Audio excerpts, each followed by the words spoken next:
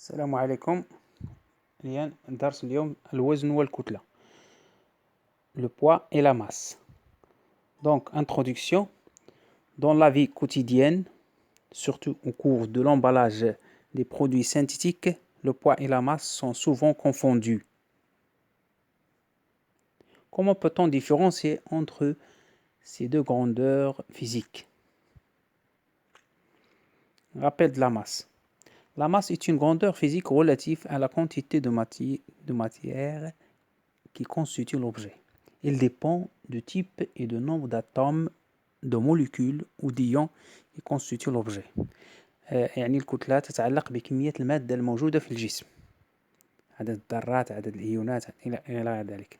La masse, son autre petit thème. L'unité légale dans le système international est le kilogramme. الوحدة العالمية لقياس الكتلة هي الكيلوغرام. La masse se mesure par une balance.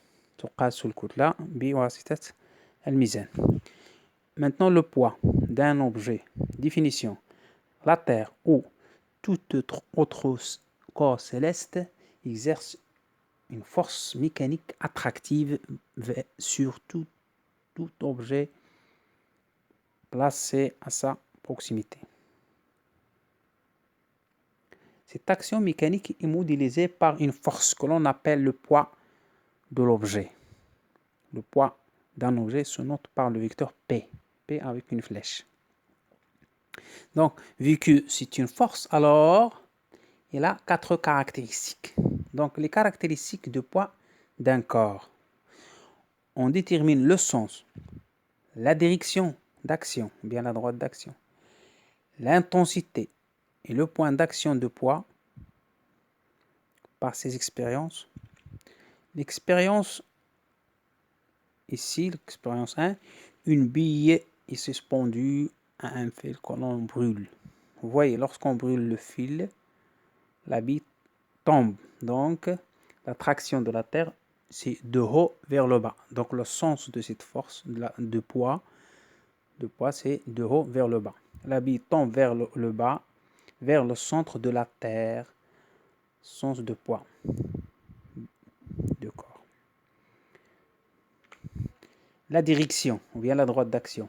Notre expérience, on suspend un objet, une bille, à l'extrémité d'un fil plus ou moins long et attendre que l'objet et le fil s'immobilisent. Donc, elles sont en équilibre. Maintenant, donc la bille ici est en équilibre sous l'action de deux forces. Une, c'est la force du fil sur la bille. L'autre, c'est le poids de cette bille-là.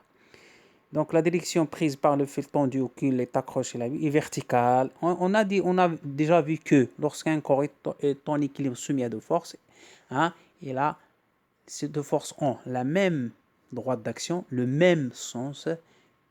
Non. La même droite d'action, la même intensité et deux sens opposés. Alors, vu que la droite d'action du fil sur la bille est verticale, donc la droite d'action du poids est aussi verticale. Donc, la droite d'action du poids est verticale passant par le centre de la Terre. L'intensité. Pour mesurer l'intensité d'un corps, on l'accroche au dynamomètre. Vu que le corps ici est en équilibre soumis à deux forces, donc ces deux forces ont la même intensité. Ici, l'intensité de fil sur le corps est 1 newton, dans notre exemple. Donc ici, aussi l'intensité de poids, c'est 1 newton. Donc le dynamomètre indique que l'intensité de poids est 1 newton. Le point d'application pour des corps qui sont homogènes, qui ont de formes géométriques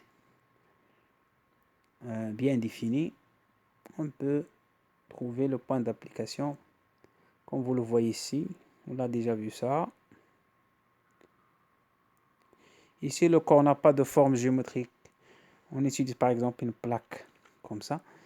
On accroche la plaque dans des points différents. On suspend le corps à divers points A, B et C. Alors, le centre de gravité, qui est le point d'application de poids, qui est l'intersection des droites verticales passant par le point de suspension. À savoir que le point d'application appartient à la droite d'action. Donc, il appartient à la première droite, la deuxième droite et la troisième. Donc, le point d'intersection de ces trois droites, c'est le centre de gravité sur le point d'application du poids sur le corps.